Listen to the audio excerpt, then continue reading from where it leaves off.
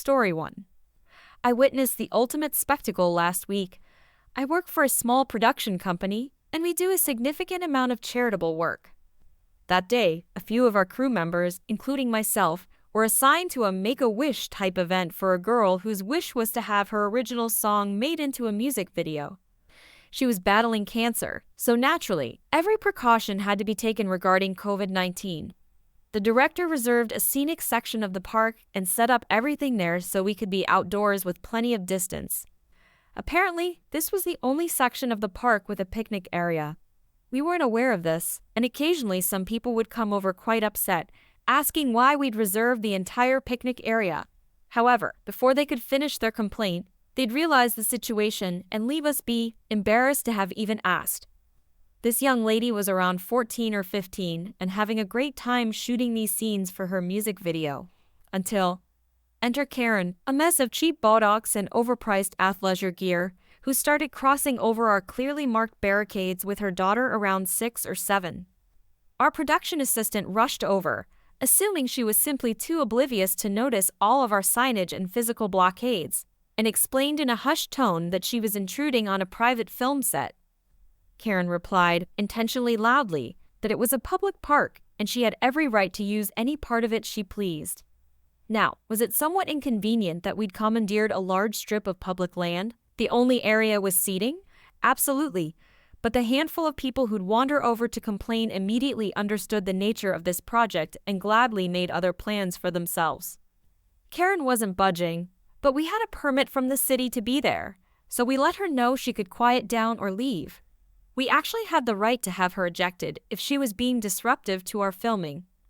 We really didn't want to do that, and we didn't exactly have the manpower to do it without calling authorities. We didn't want to put a damper on this fun event or make a scene in front of her daughter, so the director paused filming to try and de-escalate things. There was supposed to be a liaison from the Make-A-Wish style program there, but the catering guy had gotten lost on the way to the park, and she'd gone to look for him. So, the director showed Karen the permit we had and warned her one final time that she either needed to watch calmly or leave the area. She pulled her young daughter off to the side and started trying to goad her into singing.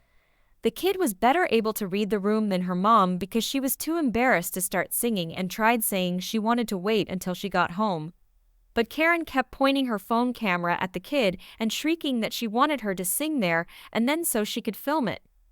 Eventually, she started playing some Disney songs on her phone, and the kid began hissing along, interrupting our footage, much to Karen's twisted satisfaction. Finally, the director had had enough and informed her that even though she had technically moved off the land we'd physically reserved, the noise she and her daughter were generating was disruptive, so he could still have her removed. I'm not even sure this is true, but I think he just correctly assumed that. Hello, 911. This woman is harassing a young girl with cancer trying to experience her Make-A-Wish day wouldn't end in Karen's favor. But Karen's pride wouldn't allow her to simply walk away from the situation. So once her daughter had ceased this loud off-key singing, she continued lingering even as her child begged her to go play by a pond almost a quarter of a mile over.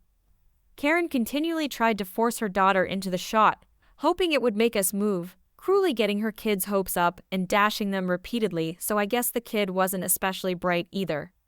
She keeps saying, "Look, baby, they're making a movie. Quick, go be in the movie so you can get famous. Hurry." And the girl would run onto our set, or try to, and a production assistant or the key grip would return her to her mom before she could run across our shot. But her daughter's anguished cries of disappointment at not becoming famous each time we returned her to her mom were enough to render most of the footage, if not useless, at least a lot less fun than it was intended to be. I guess Karen didn't think we heard her goading her child into disrupting us with fake promises of superstardom because when the director came over for her final warning, she tried to play dumb, saying, "Oh, I think she's just dead set on using the picnic space. Since this is the only picnic space in the entire park, it would probably just be easier for you to move, huh?" She said this with a combination of faux sweetness and imagined authority. Clearly, she had no idea what it takes to set up for a film if she thought we could just move locations on a whim. The director turned out to be bluffing about calling the police because he didn't want to create a scene until the liaison returned, so he just had a couple of big crew guys keep her and her daughter at bay. Eventually, the liaison did come back, but honestly, she wasn't particularly helpful. Karen deduced that she was who was in charge and who everyone was waiting for in order to take action. So she magically shaped up the minute she appeared and stood quietly to the side. So, when every crew member descended on the liaison at once, she just meekly said, "Well, it's fine if she watches, right? People are probably just curious what's going on." Thankfully, the girl in the video had been having her makeup done for most of this while we filmed a backup dancer scene, so she didn't really notice most of the debacle and didn't care one way or another. Because Karen had a little kid with her, the girl didn't say she couldn't watch. Even though she was visibly uncomfortable at the strange audience, she kept waving to and winking at the little girl though, who thought she was some kind of celebrity. It was actually pretty cute and a perfect compliment to her music video. Karen hated that and kept muttering to passers-by, trying to mount an insurrection. But unbeknownst to her, just about everyone in the general area was affiliated with our shoot. She did manage to find one or two people who were irritated about the picnic area being closed, thinking we were just some greedy private party who'd sectioned it off from other guests. But then they realized it was some kind of film production and started milling around out of idle curiosity. Again, we were mostly filming backup dancers at this point, a couple of the girls' friends, so I give credit to Karen that if she wasn't paying a lot of close attention to the filming itself, it may not have been immediately obvious what exactly we were doing at that point. That still doesn't make what she did next okay. She'd make the occasional comment to the other picnic people and was winning some of them over. She'd say something like, "But do they need the entire space?" and get an affirmative nod. Whatever, I don't think the other people were really listening that closely. They were watching too intently, waiting for someone famous to pop out in the music video. Our tech people had determined that it wasn't interfering with the audio, so we had begun to ignore her also as long as she stayed out of the way. Then the star girl comes out for her big emotional dance scene, and she's really giving it her all. So Karen decides to throw in another blow by turning to the woman nearest her and saying, again, loud enough for everyone to hear, "Oh goodness, look, it's one of those girls who thinks it's cool to pretend to be a boy." I'll be sure she hasn't stopped to consider how long it will take to grow her hair back. You'd think Karen would have stopped for a second to consider that maybe the girl was not cultivating a chic new look and, in fact, had cancer. Or, better yet, that maybe a stranger's hairstyle wasn't her business in any case, and maybe her not having eyebrows or arm hair, either, was a clue. But nope. So, our poor stirring girl hears this and crumples up into tears, now assuming that the crowds who had been gathering throughout the day were not doing so because they thought she was some famous pop star, but instead to gawk because she was strange-looking. She rushed away, and those standing anywhere near Karen hurried off to make clear they weren't associated with her. That's when the liaison realized what we had been trying to warn her about with Karen's behavior and tore into her along with several members of the girl's extended family. Like a true coward, Karen didn't even try to apologize. She just bolted as quickly as she could, saying, "Maybe we'll find a different spot, since you're clearly busy." As though she were doing us a special consideration. Luckily, our lead girl's entire extended family was there and cheered her up very quickly, and some supportive civilians had shown up with genuine curiosity about the film set, then loved watching her dance for no other reason than that they loved watching her dance. So she was happy and having fun again very quickly after Karen skulked off. But still, it was quite a hurtful and inappropriate spectacle. If she gets this worked up over a picnic table, I can only imagine when her daughter starts to face life's real challenges. Story 2. Hello, everyone. Long-time observer on here. Never thought I'd run into an entitled mom EM, but here we are. So, I'm a 20-year-old female. I am a dog groomer. I've been one for almost 5 years. The big thing in dog grooming is reputation, quality, and time management. Yesterday, we were expecting a girl to come in at 10 to try out as a dog groomer. She was promising, 23 or 25 years old, and had worked as a dog groomer at other places. She didn't show up until 4:30. No call, nothing. She apparently had a hair appointment, and friends from out of town came in, so they got their nails done. She asked if she could groom now. I said no, I don't think so. When she pressed, I said, and I might be a jerk for saying this, "We don't want or need you. There's no need to reschedule your tryout." I went back to get my last 2 dogs done. Apparently, she cried, and I was starting to feel bad. Now, entitled mother time. Her mom came in this morning demanding we give her a second chance. I told her, "Your daughter was 6.5 hours late. That's not something that works in dog grooming." Entitled mother replied, "She was with friends. I think someone your age would understand that." I said, "Not when there's a job interview. She didn't call or anything." At this point, I was ticked and over it. "I have 5 dogs to get done." She said, "Well, there was no reason to make her cry." I said I disagreed and got back to work. Apparently, she stayed up there and demanded we give her another shot. As head dog groomer, I said it's not going to happen. She left eventually, saying her daughter was too good for us. Story 3. Quick background. I used to live with my uncle and his family. When I was younger, my dad gifted me an iPad mini for Christmas as I didn't have a phone at the time, and he thought it would be a nice gift for me. I used that iPad for everything. I brought it with me everywhere or to places that had Wi-Fi. The next year, my dad got me an iPhone as he needed to communicate with me while he was working out of state. With that, I didn't use my iPad as often and mainly used my phone unless I was around Wi-Fi. Now, my younger cousin had a Samsung Kids tablet, but had broken it while doing something I can't recall. A couple of days passed, and I noticed that my cousin was using my iPad. I had kept it in my room stored for whenever I needed to use it, and she was using it without my permission. So I asked my aunt, "Why is Claire using my iPad?" Aunt, "Oh, I just gave her your iPad since you're not using it." Me, why? I thought you guys were going to get her a new one." Aunt, "Oh, well, about that, we were going to ask you if you can just give her your iPad." Me, "Why?" Aunt, "Well, you don't use it, and she really likes it." Me, "Well, yeah, but it's my iPad that my dad gave me, and I don't think he will let me give it to you since he paid for it." Aunt, "Fine then, Claire, give her the iPad. She won't let you have it." Claire gave me the iPad unwillingly, and I just went to my room.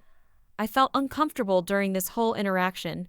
I was 14, and my aunt was 32 and basically asking me to give her my iPad for free. I felt bad for saying no, but then I told my dad about the interaction, and he called my aunt foolish and irrational to think I was going to just give my iPad away. When I look back, I felt like she was trying to guilt trip me. Story 4. So this just happened less than an hour ago. My brother is a 12-year-old on the autism spectrum and came home in a panic, pounding on my bedroom door and waking me up from a nap. I ask him, "What's up?" And he begins to frantically explain that at school, he was standing up for his friends who were being bullied by entitled brat, and that entitled brat and his dad had followed him home. I'm half asleep at that point in time and simply tell him that it'd be better for him to let our mom know. He bolts towards our mom's room and begins to explain. Once I've left my bedroom, I find my brother talking to our mom, who has her gun safe out and is loading up a pistol. Apparently, entitled dad is outside the door waiting for someone to answer, pounding on it every few minutes. Our mother eventually answers the door, pistol in her pocket and ready to grab, demanding to know who this guy is and what he wants. Entitled dad starts spewing nonsense about my brother cussing him out and flipping him off, to which my mother responds with, "So you followed a 12-year-old autistic child home?" Entitled dad responds with, "Well, how am I supposed to know he's autistic?" "You don't follow a 12-year-old home, period. Now get out of here, and if you come back, I'll call the police and answer with my gun out." Entitled dad walks away backwards like a bully, saying, "Oh, I'm so scared." My mom's immediate response was to pull out her gun and show it to him. "It's right here," to which he shuts up and leaves with entitled brat. My brother has since calmed down. However, he was hesitant to go back outside, in fear that they were waiting for him. Story 5. People seem to like my muscle cramp story, so I thought I'd share a story from 3rd grade. I'll start off by saying that I was an accident-prone kid. I knew most of the staff at the nearby emergency room on a first-name basis by the time I was 12. This is only important for the end of the story, but it's a detail to note. I should also point out that my entitled mom's office was just over 2 miles from the elementary school, and the school was 2.5 miles from the nearby emergency room. Story time. When I was in 3rd grade, a bully named Peter broke my wrist during physical education because I beat him at tetherball. It was one of those tetherball setups where there's a tire filled with cement and a pole sticking out the middle. Peter shoved the pole over, and it snapped my wrist to the point that my hand was facing the wrong way. I was brought to the school nurse's office, which was right next to the vice principal's office. At first, they had me call entitled mom to tell her I needed to go to the hospital. Entitled mom told me that I was just overreacting and that she'd take me to the pediatrician when I got out of school. Then she hung up. The nurse then called her back immediately on speakerphone to explain what happened and that I really did need to see the doctor. Entitled mom didn't believe the nurse and said she was preparing for trial, so she'll deal with it when I get out of school. Thank goodness the nurse had this on speakerphone because the vice principal came storming into the room yelling at my entitled mom through the phone. She stated that my hand was reversed on my wrist and that if she wasn't at the school to take me to the doctor within 20 minutes, she was calling Child Protective Services. She also demanded that my entitled mom provide a doctor's note to show that I actually went to the hospital. Entitled mom showed up right at the 20-minute mark. The vice principal was dialing the number when entitled mom arrived. Entitled mom argued with the vice principal for a bit until I came out and waved at her with my reversed hand. Then I was rushed to the emergency room double time. We get to the emergency room, and the waiting room is packed, a few hours wait at least. Entitled mom starts to grumble that we should just come back later and see if the waiting room is less crowded. I remind her that the vice principal demanded a doctor's note, and she reluctantly agrees to stay. After a long wait, we finally see a doctor who confirms that my wrist is indeed broken and needs to be set immediately. The procedure is painful, but necessary. Throughout the entire ordeal, entitled mom keeps complaining about how this is inconveniencing her and how I should have been more careful. She even suggests that I might have exaggerated the injury to get attention. The doctor overhears this and gives her a stern lecture about the seriousness of the injury and the importance of prompt medical attention.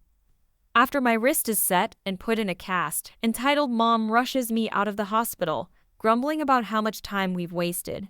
She barely waits for the doctor's instructions on care and follow-up appointments.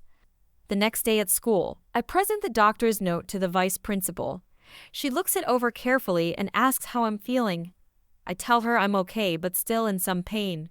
She nods sympathetically and tells me to let her know if I need anything. Later that week, I overhear the vice principal talking to the school counselor about my situation. They're discussing whether they should follow up with Child Protective Services due to entitled mom's initial reluctance to get me medical care. Ultimately, they decide against it, but agree to keep a close eye on the situation. Looking back, I realize how fortunate I was to have school staff who were willing to stand up to entitled mom and ensure I received proper medical care. It's a shame that it took such extreme measures to get her to take my injuries seriously, but I'm grateful for the adults who advocated for me when she wouldn't.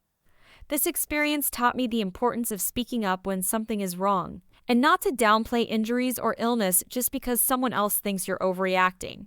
It also showed me that there are caring people out there who will step in to help when a parent falls short.